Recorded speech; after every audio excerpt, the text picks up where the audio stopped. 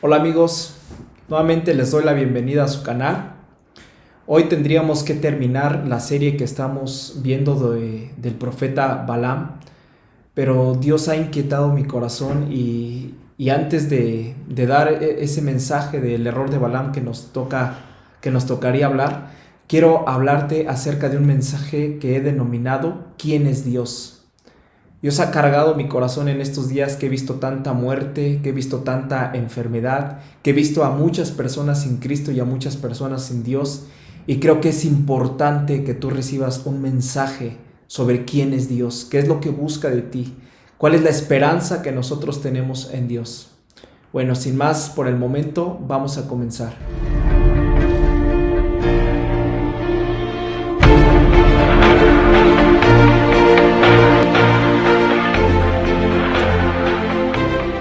Antes de comenzar con esta enseñanza, quiero decirte que voy a hablar como un pecador y como un hombre que sabe que necesita de la gracia de Dios para no morir a causa del pecado. Y quiero hablarle a personas que de igual manera están muriendo.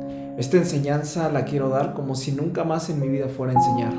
Y les diré cosas que quizá malinterpreten, les diré cosas que les van a molestar, que les van a incomodar y que muchos negarán.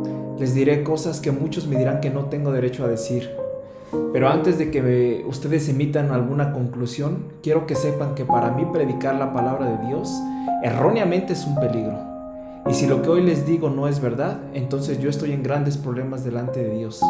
Pero si lo que yo les voy a decir es verdad, entonces ustedes son los que deben de temer y temblar, y sobre todo conformar sus vidas y alinearlas a la voluntad de Dios.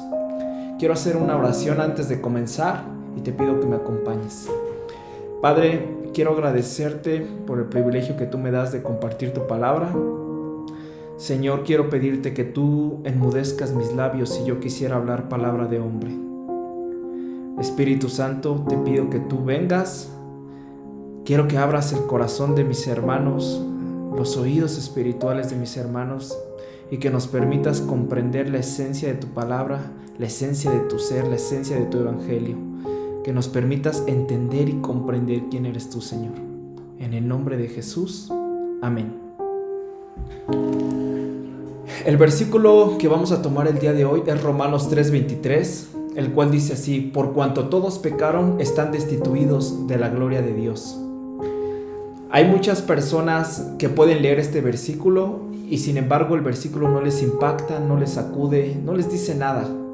Decimos, sí, ya sabemos que somos pecadores y todos somos pecadores, pero este no es el problema. El problema no reside en que los hombres sepamos que somos pecadores. El problema reside en que los hombres no sabemos quién es Dios.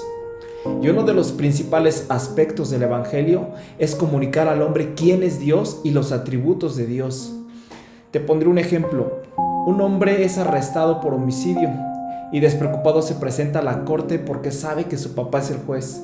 Incluso va sonriente porque sabe que su padre le ama y confía en la sentencia que va a dar su padre. No se preocupa en lo absoluto, pero lo que desconoce de su padre es que él es un juez justo, un juez severo, un juez incorruptible y sobre todo un juez que dará una justa sentencia a su crimen. Y que por mucho que lo ame, ponte a pensar en esto, no podrá darle una sentencia favorable, porque su propio carácter se lo impide. Lo mismo sucede con Dios. Dios es un Dios de justicia, de verdad, de amor, que dará a cada quien lo que merece, siguiendo los estatutos de su palabra. Y si Él ha dicho en su palabra que la paga del pecado es muerte, entonces créeme que Dios debe de dictaminar esa sentencia. Y la mayoría de los que enseñan la palabra de Dios hoy en día, llámense curas, pastores, predicadores, evangelistas, no te dicen quién es Dios, no te dan una presentación bíblica basada en las escrituras que habla de un Dios que ama la justicia y por lo tanto odia el mal. Y va a venir con un furor sobre aquellos que han quebrantado su ley, que han quebrantado su palabra. ¿Y sabes cuál es ese furor que Dios desatará sobre las personas que hemos quebrantado su palabra? ¿Sabes cuál será la paga? El infierno.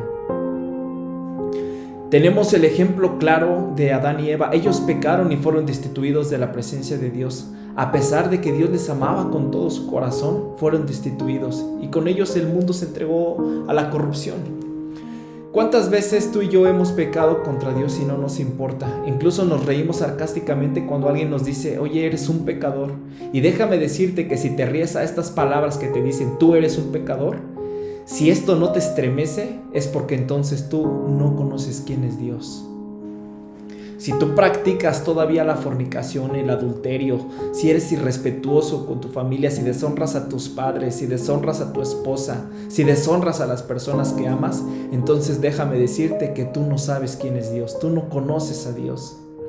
El apóstol Pablo en el libro a los Romanos, sobre todo en los primeros capítulos del 1 al 3, afirma que todos somos culpables ante Dios.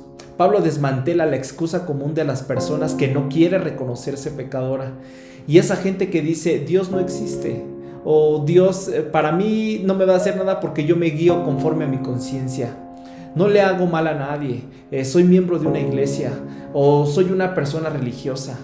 Pero quiero que escuches esto con atención. Nadie, escúchalo bien, nadie está exento del juicio de Dios por causa del pecado.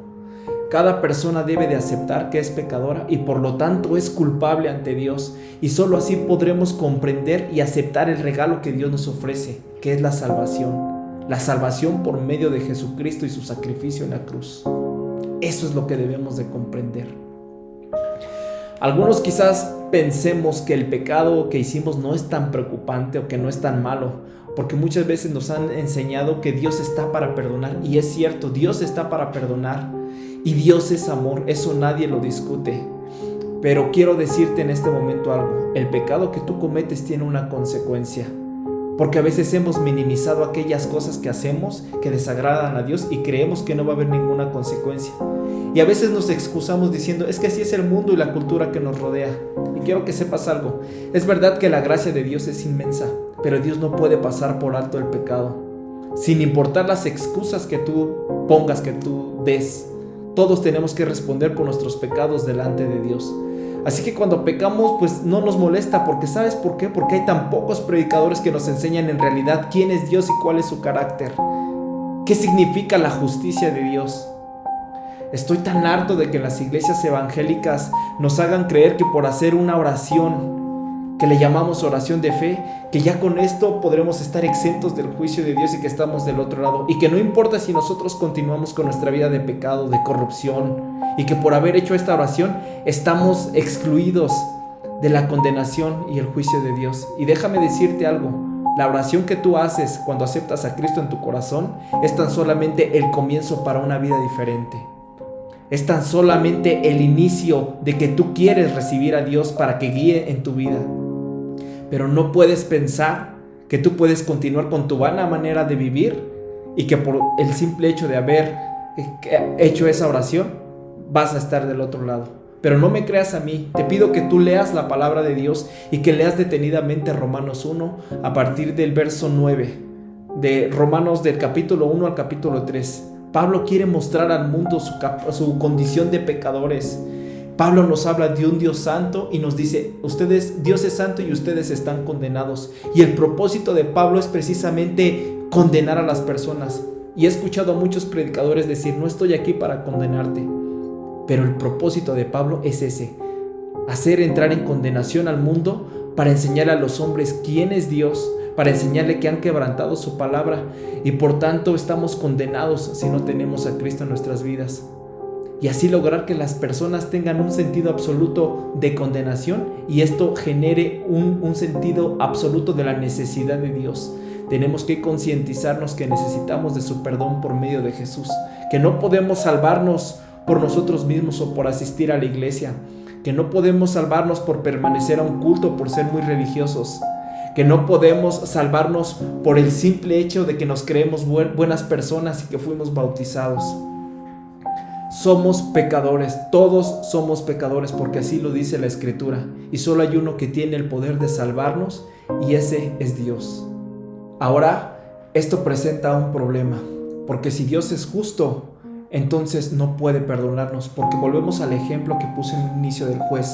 Imaginemos que ese mismo juez, por amor a su hijo, le perdona sus crímenes. Sabiendo que es culpable, entonces no podemos confiar en ese juez porque por ende sería un juez corrupto. Y lo mismo pasa con Dios. Dios no puede pasar por alto nuestros pecados aunque nos ame, porque si lo hiciera no podríamos confiar en Dios.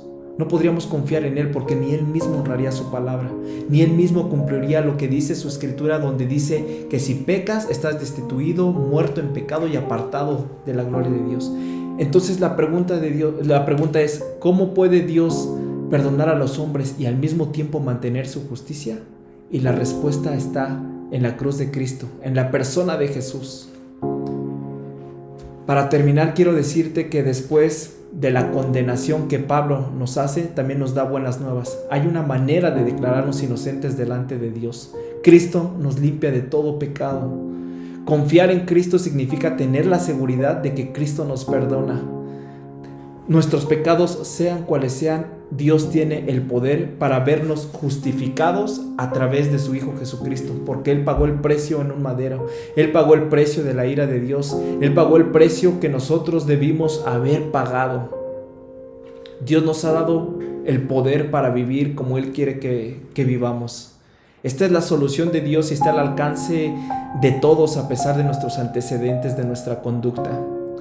Y yo quiero animarte a ti en esta tarde, que si tú amas a Dios, que si tú valoras el sacrificio que Cristo hizo en la cruz, debes de reconocerte un pecador, debes de reconocerte en una absoluta necesidad del sacrificio de Jesús.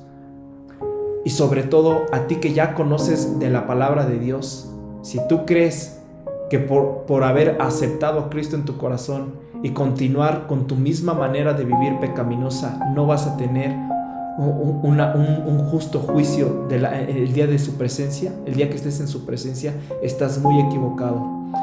Apenas que iba camino al trabajo, yo me preguntaba por esta situación que está pasando de la pandemia y dije, muchas personas están muriendo. ¿Dónde están esas personas ahora?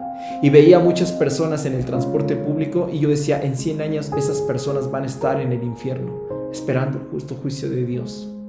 Eso me preocupa. Y no solamente personas que no conocen a Dios van a ir al infierno, aún personas que conocen a Dios van a ir al infierno, porque continúan con su vana manera de vivir. Recordemos que Jesús dijo, en aquel día muchos me dirán, Señor, Señor, en tu nombre echamos fuera demonios, en tu nombre hicimos sanidades, mas yo les diré, apartaos de mí, hacedores de maldad, porque nunca los conocí. No permitas que Satanás te robe lo que hasta el momento has logrado construir. Yo quiero animarte que con toda esta sentencia que hemos tenido de enfermedad, de muerte, de oscuridad, que tú te mantengas firme en Dios, porque si a ti no te preocupa tu eternidad, créeme que hay personas que te hablan por medio de un mensaje a las cuales les preocupa tu eternidad. Esto ha sido todo por el día de hoy. Espero que Dios te bendiga y que reflexiones en lo que vimos en esta enseñanza. Hasta la próxima.